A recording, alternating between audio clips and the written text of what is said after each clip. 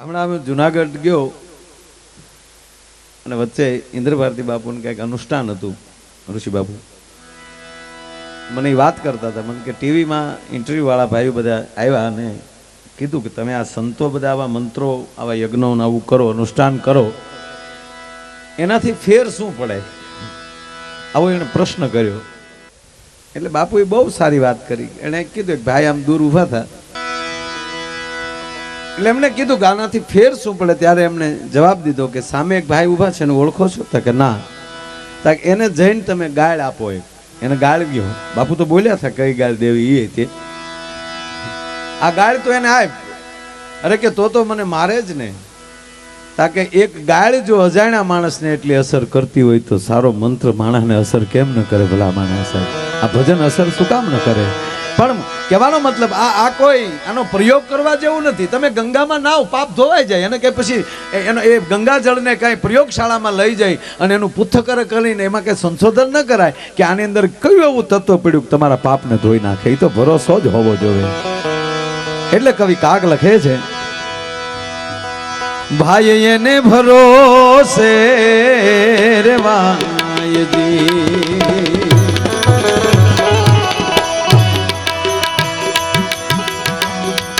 ભાઈ એને ભરોસે રેવાયજી,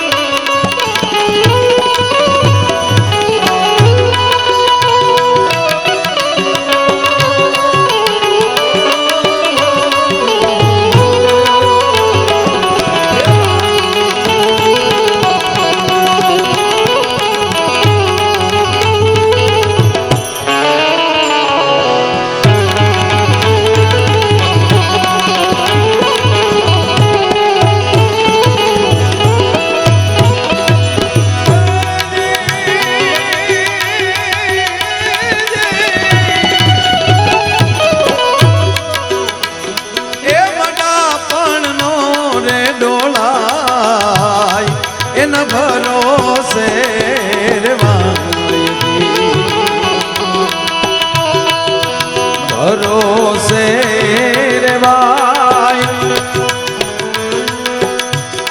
એ વડાપણનો રે ડોલાય, એના ભરોસે રેવાય, એના ભરોસે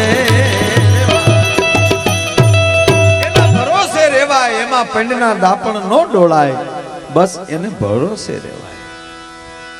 અડધી રાતનો બાપુ મજર ભાંગેલો. સબરીના લગ્ન લેવાય ગયેલા. 2 દિવસ પછી સબરીની જાન આવે. સાંભળજો. એમાં અડધી રાતને ટાણે જોવે છે તો ઘેટા બકરાનો અવાજ આવે છે. એટલે સબરી બહાર આવીને બીજાને પૂછે છે કે આ ઘેટા બકરા ક્યાંથી અહીંયા આવ્યા? આનો અવાજ કેમ આવે છે? સબરી તને ખબર નથી શેની? કે તારા લગ્ન છે. તાકે એ તો મને ખબર છે. તાકે તારા લગ્ન છે ને 2 દિવસ પછી જાન આવશે. આ જાનને જમાડવાની વ્યવસ્થા છે. તેથી સબરીના ઘા લાગી ગયો. હાય હાય, મારા લગ્ન થાય તો એટલા પશુ કપાય. પોતે આદિવાસી હતી અને એટલા પશુ રંધાઈ જાય ને પછી મારા લગ્ન થાય. અડધી રાતને ટાણે નીકળી ગઈ. પંપા સરોવરને કાંઠે આવી ઋષિ માતંગના આશ્રમમાં દોટ દઈ અને 18 વર્ષની એમ કહેવાય આદિવાસી ભીલ કન્યા એમ કહેવાય લાકડી પડે એમ પગમાં પડી ગઈ. કોણ છો બેટા? કે ખબર નથી બાપુ મને, પણ આ પરિસ્થિતિ, આ ઘા મારાથી સહન ન થયો. આપ મને તમારા શરણોમાં રાખો. અને તેથી માતંગ ઋષિ એટલું બોલ્યા કે બેટા, નિયમ પ્રમાણે તને અહીંયા આશ્રમમાં મારા શિષ્યો નહીં રહેવા દે, પણ બેટા ગુરુ તરીકે આજથી હું તારો ગુરુ. દૂર એક કુટિયા બાંધી લે અને ભરોસો મારા શબ્દ ઉપર રાખજે. અખિલ બ્રહ્માંડનો અધિપતિ ભગવાન રામ પોતે ચાલીને તારી ઝૂંપડી આવશે. તારે ક્યાંય નહીં જવું પડે. બસ સાહેબ 18 વર્ષની હતી અને ત્યારથી બેહી ગઈ અને 70 વર્ષની થઈ. અને આપ જાણીએ છીએ કે અખિલ બ્રહ્માંડનો માલિક રામ અને લક્ષ્મણ બે જેદી સબરીની ઝૂંપડી આવ્યા. રામ રામ રામના રટણા કેટલા વર્ષ સુધી વાટ જોઈ છે સબરીએ. બાપુ ઓચિતા અડધી કલાકને ટાળે કોઈ પ્રાણી નીકળે એના પગલાનો અવાજ આવે તો ઝબકીને જાગી જાય, કોણ રામ આવ્યા, કોણ રામ આવ્યા. પવનનો સુસવાટો આવે અને ડાળ હલે તો સબરી જાગી જાય, કોણ રામ.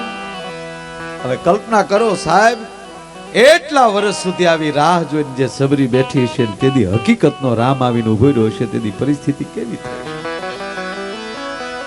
આંખમાંથી ગંગા અને જમના વહેવામાં લાગ્યા. અને ભગવાન રામ સબરીને પૂછે છે કે સબરી, આજ અમે આવ્યા એના હરખના શું છે?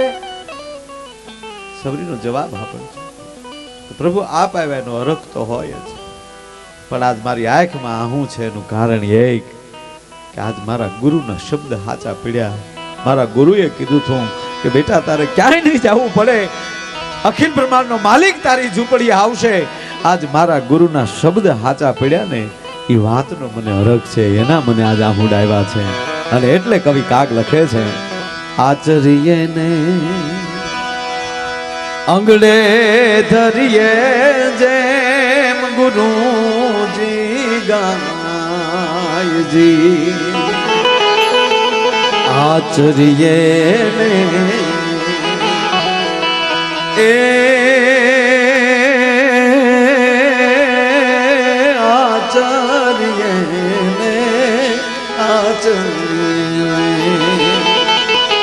આચરીએ ને અંગડે ધરીએ જે ગુરુજી ગાયજી.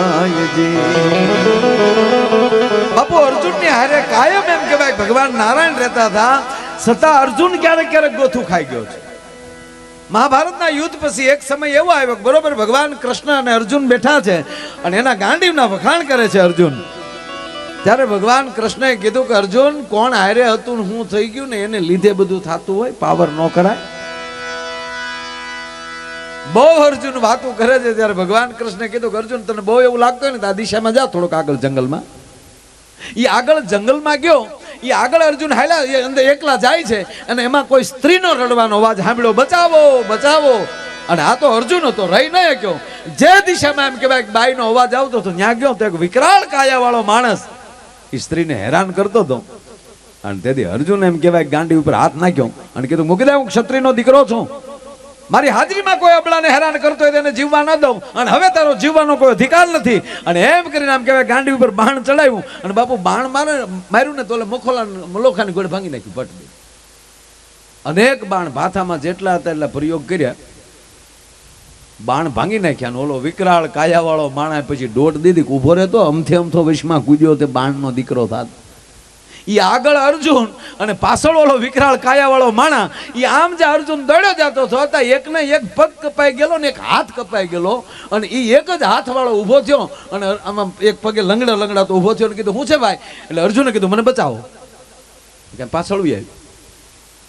અર્જુનને પાછળ રાખી લીધો અને ઓલો જો વિકરાળ કાયા વાળો માણા આવ્યો, આને પગ નહોતો ને એક હાથ નહોતો, એને એમ કહેવાય એક હાથે ઓલાને આમ બગલમાં લઈ લીધો અને મરડી અને પાડીને બે કોણી મારીને ભેગો કરી દીધો. અને પછી અર્જુનને કીધું કે હવે બીમા એ ઊભો નહીં થઈ શકે. અને પછી અર્જુને કીધું કે ઓહો, જ્યાં મારું ગાંડીવ નો હાલતું હોય, જ્યાં મારું બાણ નો હાલતું હોય અને એક હાથ વાળો માણસ આ વિકરાળ માણસને પાડી દે, આ હશે કોણ? આને પૂછવા દે. એટલે પરિચય માગ્યો કે ભાઈ આપ કોણ છો? તક મારા પરિચય પૂછવાની જરૂર નથી, પણ જ્યારે મહાભારતનું યુદ્ધ થયું ત્યારે હું કૌરવ પક્ષમાં હતો અને પાંડવ સામો લડતો હતો. અને એમાં 5 ભાઈઓ છે, 5 પાંડવ, એમાંનો એનો ભાઈ એક અર્જુન. એ અર્જુને મને એમ કહેવાય કે તેદી બાણ મારીને મારો હાથ અને મારો પગ કાપી નાખ્યો. આ તેદુનો ગોતું છું, પાંડવો માલી જો એક ભાઈ મળી જાય ને તો કાસે કાસો ખાઈ જાવ. તેદી અર્જુન પરિચય દેવા ખોટી નહોતો થયો ભલા માણસ. હે ઈનો ઈ અર્જુન તેદી મુઠ્ઠી વાળીને આવીને કૃષ્ણને કીધું, હાસુ તું હો તો જ બધું થાય, બાકી થાય નહીં. સાહેબ એમ તમે કોણ છો એની કરતા કોની નજીક છો એના ઉપર બહુ આધાર રહે. તમે કઈ વ્યક્તિ છો, તમે કોને હારે રહ્યો છો અને તમે કોની નજીક બેસો છો એના ઉપર બહુ પ્રભાવ પડે. અને એટલે કવિ કાગ લખે, આચરીએ ને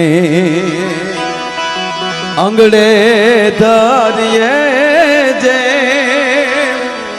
આપણો ગુરુજી ગાયજી, કેમ યાને